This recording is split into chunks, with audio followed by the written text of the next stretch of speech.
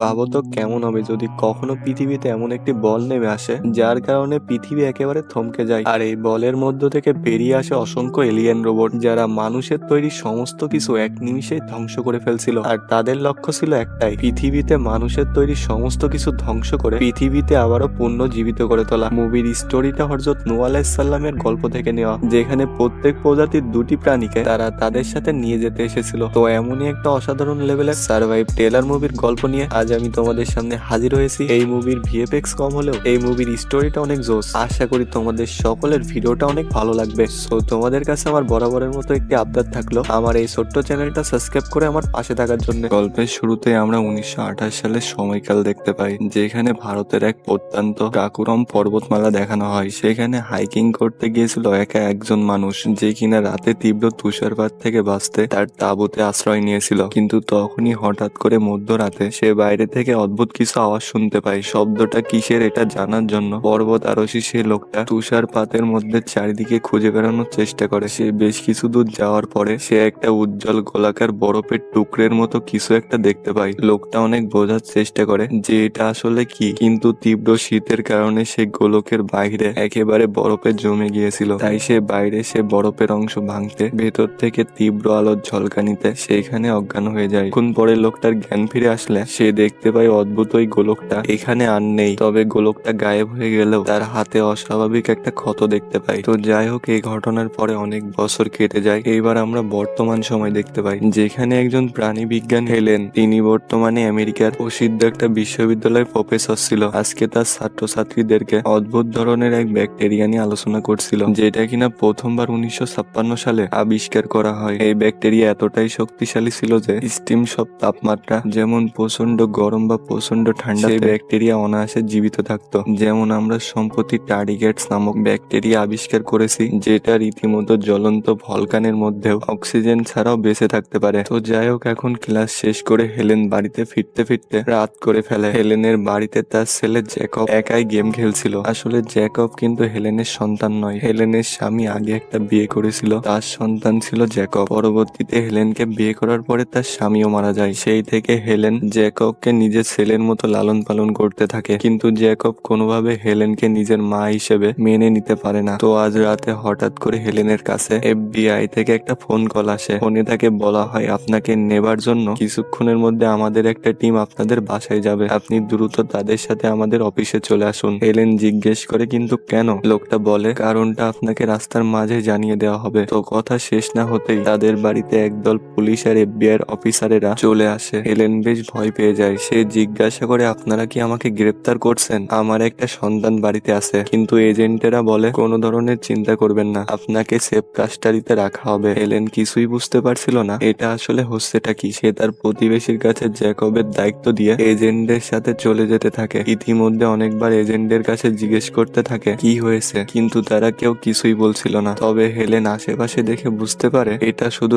তার জন্য পুরো রাস্তা ফাঁকা করে ফেলা হয়েছে। সে মনে মনে ভাবতে থাকে, নিশ্চয়ই দেশে কোনো ইমার্জেন্সি ঘটনা ঘটেছে। তো যাই হোক, কিছুক্ষণের মধ্যে হেলেনকে একটা স্থানীয় আর্মি ক্যাম্পে নিয়ে আসা হয়। সেখানে তাকে স্পেশাল হেলিকপ্টারে করে কোথাও নিয়ে যাওয়া হয়। সেই হেলিকপ্টারের ভেতরে তার মতোই অনেক প্রাণী বিজ্ঞানী, ভূবিজ্ঞানী, নিউক্লিয়ার বিজ্ঞানী, এছাড়াও সিভিল, মেকানিক্যাল ইঞ্জিনিয়ারের মতো আরো বিভিন্ন সেক্টরের সেরা মানুষগুলোকে নিয়ে যাওয়া হতে থাকে। তাদের মাঝে একটা ব্যাপার কমন ছিল, যে তারা কেউই জানতো না কি হয়েছে আর কেনই বা তাদেরকে ধরে নিয়ে যাওয়া হচ্ছে বা কোথায় যাওয়া হচ্ছে। তো কিছুক্ষণের মধ্যে তাদের হেলিকপ্টার গিয়ে পৌঁছয় চাই নিউ আর্টসের একটা বিশাল আর্মি ক্যাম্পে। সেখানকার তোড়জোড় দেখে মনে হচ্ছিল যে দেশে মনে হয় ভয়ঙ্কর কোনো যুদ্ধ শুরু হয়ে গেছে। কিছুক্ষণের মধ্যে একজন আর্মি অফিসার সকল নতুন আগতরের উদ্দেশ্যে বলতে থাকে যে আপনারা আপনাদের মোবাইল, ক্যামেরা সবকিছু এখানে জমা দিয়ে যান। কিন্তু কৌশলে হেলেন তার মোবাইল নিজের কাছে লুকিয়ে ফেলে। কিন্তু সৌভাগ্যবশত এইখানে হেলেনের পরিচিত একজন অফিসার ছিল, যার নাম মাইকেল। সে কোনো চেক আপ না করিয়ে হেলেনকে ভেতরে ঢুকিয়ে নেয়। হেলেন তাকে জিজ্ঞাসা করে, এইসব হচ্ছেটা কি? মাইকেল বলে, অনেক ভয়ঙ্কর একটা ঘটনা ঘটে গেছে, চলো আমার সাথে। এটা বলে সে তাকে নিয়ে একটা কনফারেন্স রুমে চলে যায়। সেখানে একজন নাসার বিজ্ঞানী সবাইকে তাদের সম্প্রতি করা একটা অনুসন্ধান দেখায়, যেখানে অদ্ভুত মহাকাশীয় একটা বস্তু,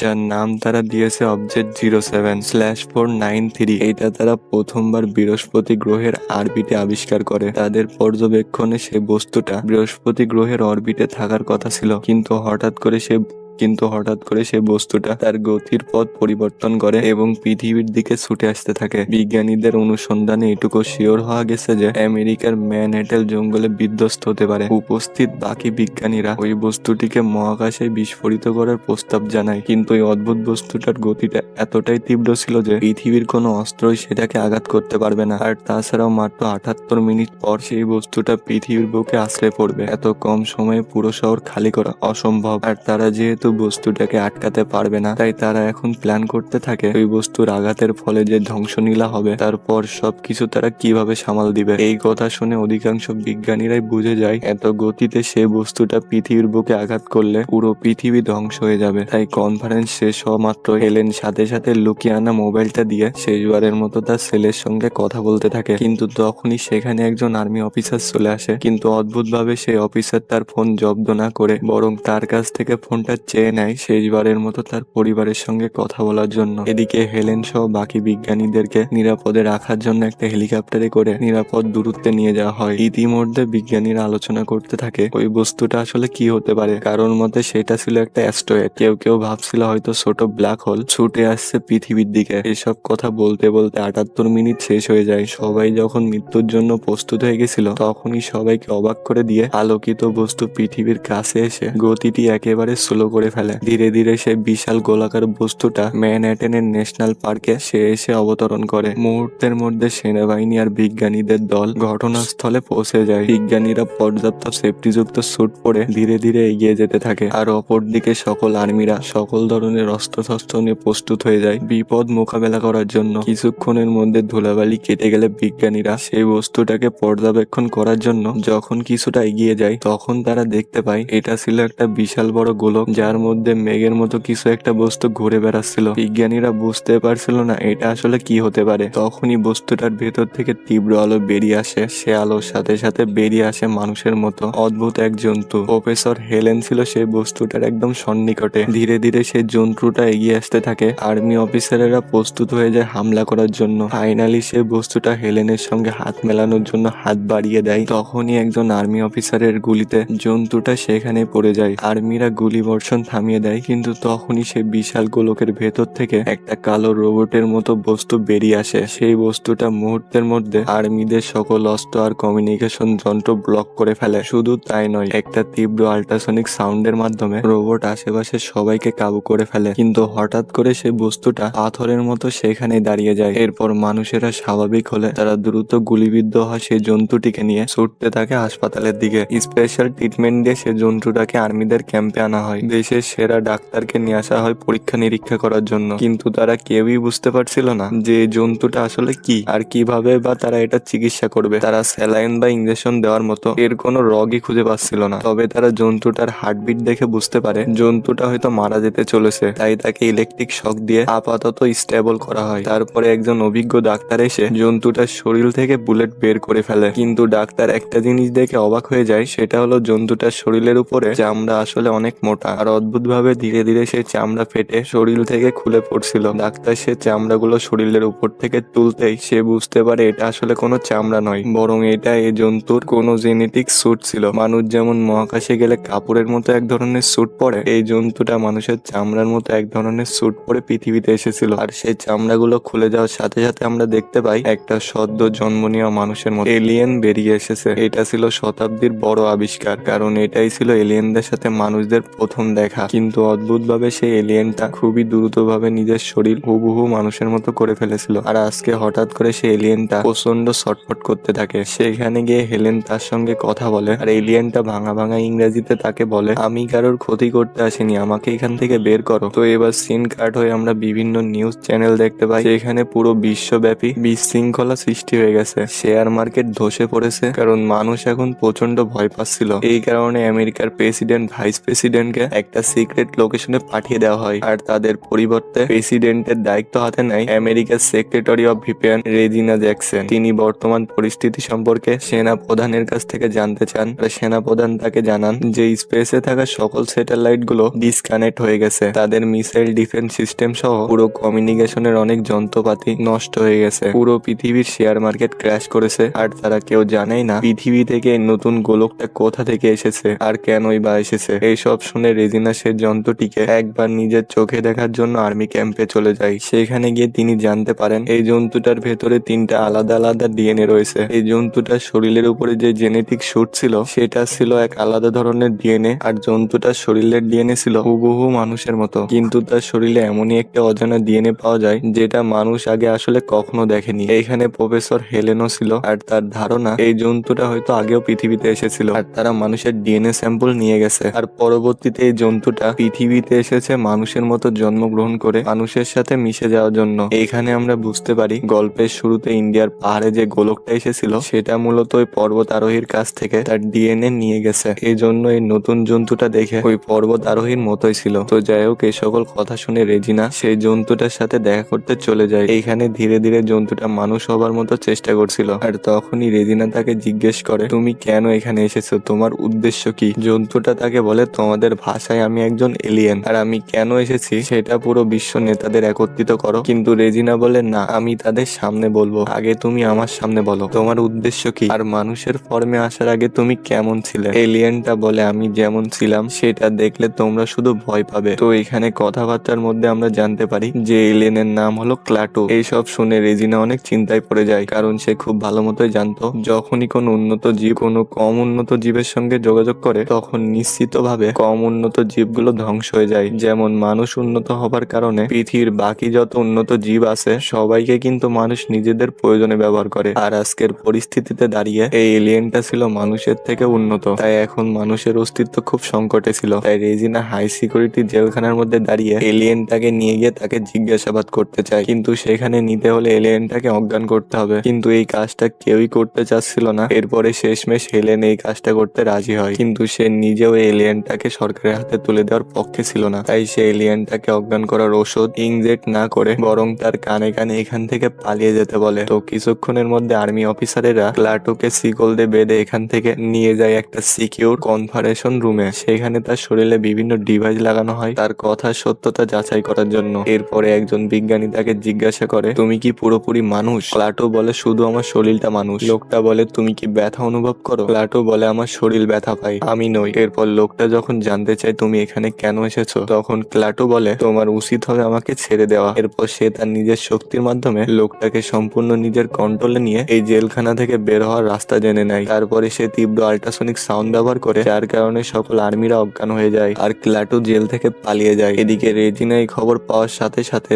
আমেরিকার সকল গুপ্ত সংস্থাকে কাজে লাগিয়ে দেয় ক্লাটোকে খুঁজে বের করার জন্য। বেচারা ক্লাটো ততক্ষণে একটা রেল স্টেশনে পৌঁছে যায়। সেখানে টিভিতে খবর দেখানো হচ্ছিল বিশ্বব্যাপী সকল ধরনের মানুষেরা এই এলিয়েনের ঘটনাকে কিয়ামতের আলামত হিসেবে দেখছে, তারা সৃষ্টিকর্তার কাছে ক্ষমা চাইছে। এইসব দেখতে দেখতে ক্লাটোর শরীর কিছুটা খারাপ হয়ে যায়। সে বাথরুমে যেতেই দেখে তার শরীরে যেখানে গুলি লেগেছিল সেখান থেকে রক্তপাত হচ্ছে। সাথে সাথে ক্লাটো অজ্ঞান হয়ে যায়। এরপর আমরা হেলেনকে দেখতে পাই, যার কাছে একটা কল চলে আসে আর সে জানতে পারে স্টেশনে একজন লোক অসুস্থ হয়ে গেছে আর সেই বলেছে হেলেনের নাম্বার। হেলেন দ্রুত স্টেশনে ছুটে যায়, সেখানে দেখতে পাই ক্লাটো রয়েছে। তাই সেই ক্লাটোকে বাঁচাতে তার গাড়িতে তোলে আর জিজ্ঞাসা করে তুমি কি আমাদের বন্ধু? ক্লাটো বলে যে আমি এই পৃথিবীর বন্ধু। এরপর ক্লাটো গাড়িতে বসে স্পেশাল মলম তার ক্ষত জায়গাতে লাগায় আর সাথে সাথে তার ক্ষত ঠিক হয়ে যায়। এদিকে আমরা মিলিটারি বেস দেখতে পাই, যেখান থেকে জেনারেল সিদ্ধান্ত নেয় যে দাঁড়িয়ে থাকা সে বিশাল রোবটটাকে ধ্বংস করে দেওয়া হবে। তাই তারা 5-6টা ড্রোন দিয়ে রোবটের উপরে হামলা করে দেয়, কিন্তু সাথে সাথে সেই বিশাল রোবট অ্যাক্টিভেট হয়ে যায়। সে তার চোখ থেকে মাল্টিপল লেজার লাইট বের করে সবগুলো ড্রোন নিজের কন্ট্রোলে করে নেয় আর সেই ড্রোন গুলো সেখানে থাকা আর্মিদের গাড়ি, আর্মিদের ট্যাঙ্ক এসব কিছুর উপরে বিধ্বস্ত করে রোবটটা আবার সেখানে দাঁড়িয়ে পড়ে। এদিকে ক্লাটো হেলেনকে নির্দেশনা দিচ্ছিল আর হেলেন তাকে নিয়ে পাশের একটা শহরে যাচ্ছিল। সেখানে গিয়ে হেলেন আবার ক্লাটোকে জিজ্ঞাসা করে তুমি কেন এখানে এসেছো? ক্লাটো বলে যে পৃথিবীকে বাঁচাতে। সেটা বলে সে গাড়ি থেকে বেরোয় পাশের একটা রেস্টুরেন্টে চলে যায়। সেখানে সে একজন চাইনিজ বৃদ্ধ লোকের সঙ্গে দেখা করে। আসলে আজ থেকে 17 বছর আগে সেই লোকটাকে পৃথিবীতে পাঠানো হয়েছিল মানুষকে পর্যবেক্ষণ করার জন্য। মানুষ পৃথিবীর ক্ষয়ক্ষতি দেখে শুদ্ধে যায় কিনা, তারা নিজেদের মধ্যে যুদ্ধ, প্রকৃতি ধ্বংস এসব থেকে বিরত থাকে কিনা, এইসব বিষয়ে রিপোর্ট নেওয়ার জন্য এই বৃদ্ধ পৃথিবীতে ছিল 17 বছর ধরে। কিন্তু সে ক্লাটোকে জানায় মানুষেরা জানে তাদের জন্য পৃথিবী দিনকে দিন ধ্বংসের পথে পতিত হচ্ছে, কিন্তু তারা কেউ কোনো পদক্ষেপ নিচ্ছে না এটা থেকে বাঁচার জন্য। মানুষেরা আসলে কখনোই শুধরাবে না। এই রিপোর্ট পাওয়ার পরে ক্লাটো তাকে বলে তাহলে আমি জলদি ফাইনাল প্রসেস শুরু করে দেব, তুমি চলো আমার সাথে। কিন্তু সে বৃদ্ধ বলে না, আমি যাব না। ক্লাটো ক্লাটো বলে এখানে থাকলে তুমি মারা যাবে। বৃদ্ধ বলে তাতে আমার কোনো আফসোস নেই, আমি আসলে এই মানুষগুলোকে অনেক ভালোবেসে ফেলেছি। মানুষের জীবন আসলে অনেক বৈচিত্র্যময়, আমি সেটাকে ব্যাখ্যা করে তোমাকে কোনোভাবে বলতে পারবো না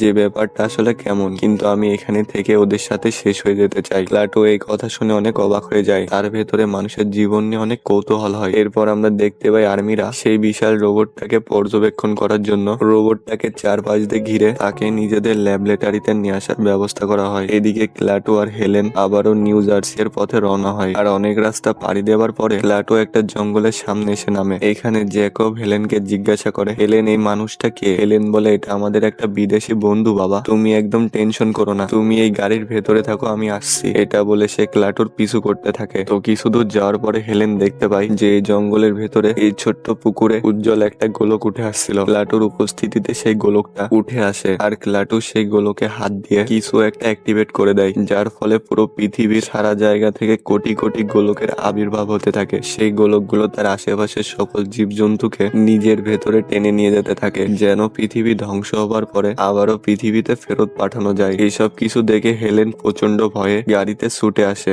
জ্যাকব হেলেনকে বলে, অনেক হয়েছে, তোমাদের সাথে আমি আর ঘুরতে চাই না, আমি এক্ষুনি বাড়িতে যাব। এটা বলে সে গাড়ি থেকে নেমে পড়ে, কিন্তু তখনই এই জঙ্গলে থাকা উজ্জ্বল গোলকটা সেটি উড়ে যেতে থাকে। শুধু তাই নয়, পৃথিবীতে থাকা কোটি কোটি গোলকগুলো পৃথিবীর জীবজন্তুকে নিজের মধ্যে টেনে নিতে থাকে। এরপরে মহাকাশে উড়ে যায়, শুধু থেকে যায় আমেরিকার সেই বিশাল গোলকটা, যেটাই করে ক্লাটো এখানে এসেছিল। তো এখানে একজন আর্মি অফিসার মনে করেছিল এলিয়েন গুলো হয়তো তাদের দেখে ভয় পেয়েছে, কিন্তু রেজিনা বলে যে না, ওরা ভয় পায়নি, ওরা আরো ধ্বংসস্ত কিছু করার প্ল্যান করছে। এদিকে ক্লাটো জঙ্গল থেকে বেরিয়ে আসে, আর জ্যাকব বলে, তুমি আসলে এসব কিছু করেছিলে? সে বলে যে হ্যাঁ। বাচ্চা জ্যাকব বুঝে যায় সে একজন এলিয়েন। সে বলে, আমার বাবা থাকলে তোমাকে হয়তো মেরে ফেলতো, তিনি একজন আর্মি অফিসার ছিলেন। এলেন জ্যাকবকে এক ধমক দিয়ে গাড়ির ভেতরে বসিয়ে দেয়। তারপর ক্লাটোকে জিজ্ঞাসা করে, এইসব কেন করছো তুমি? সে বলে, পৃথিবীকে বাঁচাতে। হেলেন জিজ্ঞাসা করে, কিসের থেকে? ক্লাটো বলে, মানুষের থেকে। এটা শুনে হেলেনের মাথায় যেন আকাশ ভেঙে পড়ে, তার মানে ক্লাটো পুরো মানব প্রজাতিকে ধ্বংস করে দিতে এসেছে। ক্লাটো বলে যে পুরো মহাবিশ্বে হাতে গোনা কয়েকটা গ্রহতে কমপ্লেক্স জীবন গঠিত হতে পারে, তার মধ্যে পৃথিবী একটা। এটা শুধুমাত্র এক মানব জাতির খামখেয়ালের জন্য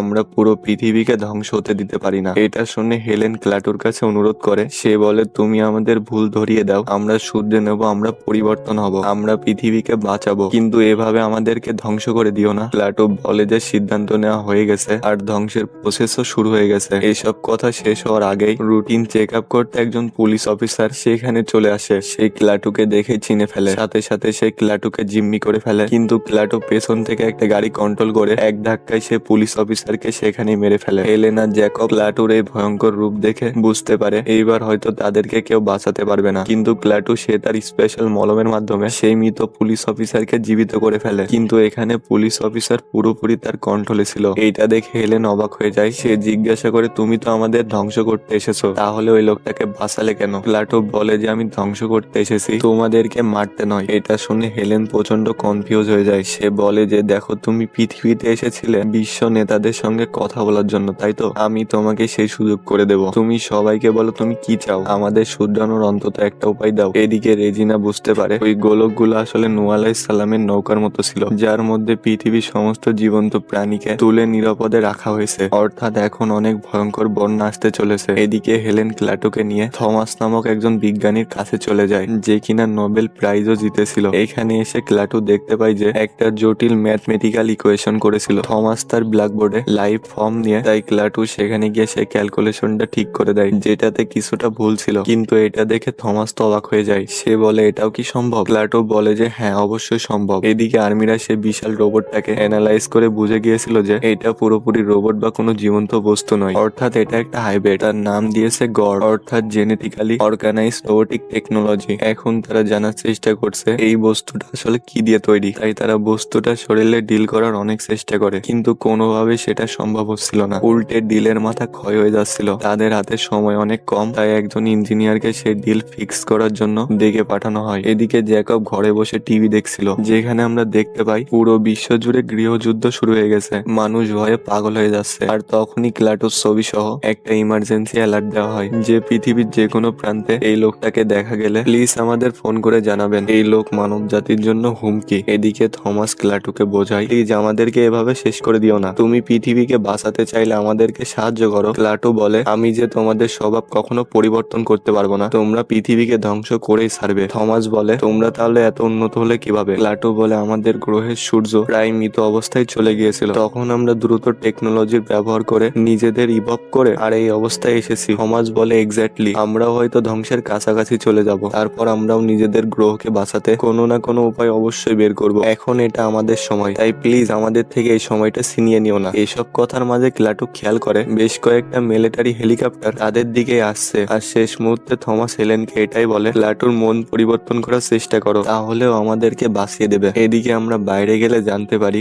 জ্যাকব আসলে টিভিতে দেখা সেই নাম্বারে কল দিয়ে আর্মিদেরকে তাদের ঠিকানা দিয়ে দিয়েছে। তো কিছু বুঝে ওঠার আগে একটা হেলিকপ্টার থেকে একজন অফিসার হেলেনকে তুলে নিয়ে বাকিদেরকে রেখে দুটো হেলিকপ্টারকে নির্দেশ করে ক্লাটুকে ধ্বংস করে দিতে। কিন্তু এখানে আবারও ক্লাটু তাদের হেলিকপ্টারকে কন্ট্রোল করে সেগুলোকে ধ্বংস করে দেয়। এইসব কিছু দেখে বাচ্চা জ্যাকব অনেক ভয় পেয়ে যায়, ফলে সে বলে, প্লিজ আমাকে মেরো না। কিন্তু ক্লাটু তাকে তো মারে না, উল্টো তাকে বাঁচিয়ে নিয়ে তার বাড়ির দিকে যেতে থাকে। এদিকে একজন ইঞ্জিনিয়ার যখন সে ডিলগুলো ঠিক করছিল, তখনই আমরা সেখানে কিছু মেটালিক অণুজীব দেখতে পাই, যেগুলো চোখের পলকে দ্বিগুণ চারগুণ হয়ে যাচ্ছিল। এছাড়াও হেলেনকে গ্রেপ্তার করা হয় হেলেনকে সাহায্য করার জন্য। হেলেন রেজিনাকে বোঝাতে থাকে, আপনারা ভুল করছেন, আপনারা ক্লাটুকে আটকাতে পারবেন না, আমাকে একটা সুযোগ দিন, আমি ওর মন পরিবর্তন করার চেষ্টা করব। কিন্তু রেজিনা বলে, এটার গ্যারান্টি কি ও তোমার কথা শুনবে? সুতরাং তুমি এসব কিছু বাদ দাও, আমরা ক্লাটুকে দেখে নেব। কিন্তু এদিকে ল্যাবরেটরির ইঞ্জিনিয়ার খেয়াল করে যে সেখানে রেখে দেওয়া ডিলের মাথা নিজে থেকে ক্ষয় হয়ে যাচ্ছে। সে তো প্রচন্ড ভয় পেয়ে যায়, সে বাইরে বের হওয়ার চেষ্টা করে, কিন্তু বাইরে থাকা আর্মি অফিসারেরা খেয়াল করে সেই ইঞ্জিনিয়ারের স্যুট আর অক্সিজেন ট্যাঙ্ক সবকিছু ক্ষয় হয়ে যাচ্ছে। তারা তো সেই লোকটাকে বাঁচায় না, উল্টে সবকিছু সিল করে দেয়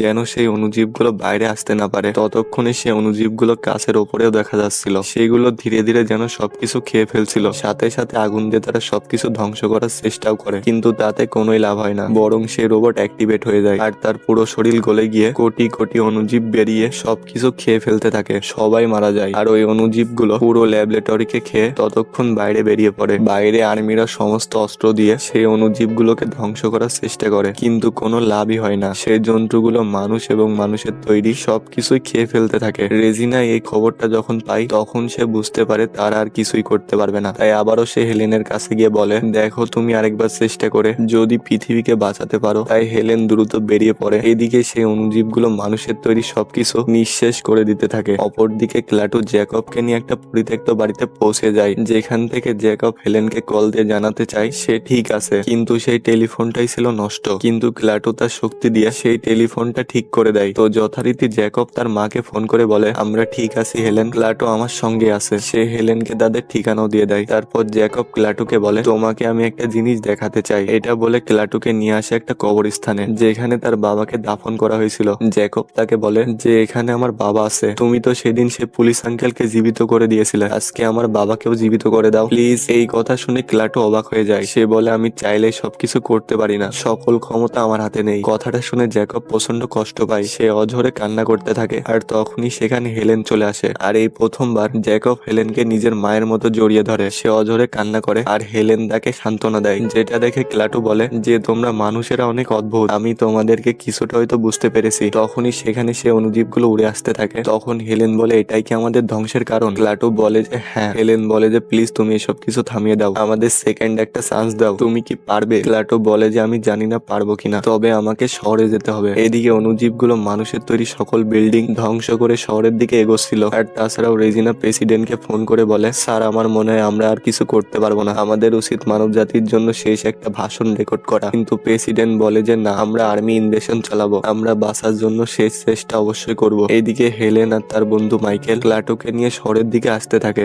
বেশ কয়েকটা পথ পেরোনোর পরে কিন্তু এখানে থেমে যাওয়ার সময় তাদের কাছে ছিল না। তারা একটা আর্মি চেকপোস্টের কাছে চলে আসে, তাই তারা চেক পয়েন্ট উড়ে দিয়ে সামনে চলে যায়। আর অদ্ভুত ভাবে আর্মিরা তাদের পিছু করলেও এক পর্যায়ে তাদেরকে ছেড়ে দেয়। আর ফাইনালি তারা পৌঁছে যায় সেই বিশাল গোলকের কাছে, কিন্তু এখানে কেউই ছিল না, যা দেখে তাদের সন্দেহ হতে থাকে। তখনই একের পর এক যুদ্ধ বিমান এসে সেই গোলকটাকে ধ্বংস করে দেওয়ার চেষ্টা করে। এতে করে গোলকের কিছু না হলেও হেলেনদের গাড়ি ধ্বংস হয়ে যায়, মাইকেল সেখানে মারা যায়, আর চারদিক থেকে সে অণুজীবগুলো ছুটে আসতে থাকে। আর এবারও ক্লাটু তাদেরকে এই গাড়ি থেকে বাঁচিয়ে নেয়। ততক্ষণে অণুজীবগুলো ঝড়ের মতো করে শহরের সবকিছু ধ্বংস করে দিতে থাকে। আর সে অণুজীবগুলো মানুষ আর মানুষের তৈরি জিনিসগুলো ধ্বংস করছিল, প্রকৃতির কোনো ক্ষতি করছিল না। তো যাই হোক, ক্লাটু তাদেরকে বাঁচাতে একটা টানেলের ভেতরে নিয়ে আসে। আর আমরা দেখতে পাই যে ইতিমধ্যে অণুজীবগুলো জ্যাকবের শরীরের মধ্যে ঢুকে ভেতর থেকে খেয়ে ফেলছিল। হেলেনও অসুস্থ হয়ে যাচ্ছিল। সে শুধু কান্না করতে করতে ক্লাটুকে বলে, প্লিজ জ্যাকবকে বাঁচাও, প্লিজ আমাদের একটা সেকেন্ড চান্স দাও। কথাগুলো শুনে ক্লাটু নিজের জীবনের পরোয়া না করে সে অণুজীবগুলোকে নিজের শরীরে টেনে নেয়। জ্যাকব আর হেলেন প্রাণে বেঁচে যায়। ক্লাটু বলে, প্রফেসর ঠিকই বলেছিল, মানুষকে একটা সেকেন্ড চান্স দিতে হবে। আমি হয়তো মানব জাতির কাছ থেকে বিশাল কিছুর বিনিময়ে এইসব কিছুকে থামাতে পারবো। কথাটা বলে ক্লাটু তাদেরকে রেখে সে অণুজীবের ঝড়ের মধ্যে চলে যায়। বিশাল সেই গোলকটার কাছে গিয়ে সেখানে হাত দিয়ে পুরো প্রোটোকল বন্ধ করে দেয়। ফলে মুহূর্তের মধ্যে ক্লাটু নিজেই ধুলো হয়ে হাওয়ায় মিলিয়ে যায়। আর সঙ্গে সঙ্গে সে অণুজীবগুলো অকেজো হয়ে নিজে নিজে ঝরে পড়তে থাকে। বৃষ্টির মতো অণুজীবগুলো যখন ঝরে পড়ছিল তখন পৃথিবী থেকে ধীরে ধীরে গায়েব হয়ে যাচ্ছিল ইলেকট্রিক চার্জ, যার কারণে মোবাইল, কম্পিউটার, লাইট, গাড়ি, এমনকি সামান্য হাত ঘড়ি সেটাও বন্ধ হয়ে যায়। পুরো পৃথিবীর কলকারখানা, এয়ারপোর্ট, তেলের খনি সবকিছু থমকে যায়। আর এটার কথাই ক্লাটু বলেছিল যে বড় কিছুর বিনিময়ে মানুষকে বাঁচানো যাবে। আর সেই বিনিময়টা ছিল ইলেকট্রিক চার্জ, যেটা সারা পৃথিবী থমকে গিয়েছিল। আর পুরো ধ্বংসলীলা শেষ হওয়ার পরে আমরা দেখতে পাই ক্লাটু সেই বিশাল গোলকটা আকাশে উড়ে যাচ্ছে। জ্যাকব বুঝতে পারে ক্লাটু তাদেরকে ছেড়ে চলে যাচ্ছে, কারণ সে অণুজীবগুলো ক্লাটুর শরীর ধ্বংস করেছিল, ক্লাটুকে নয়। তো এরই মধ্য দিয়ে আজকের গল্পটা শেষ হয়ে যায়। গল্পটা আপনাদের কাছে কেমন লাগছে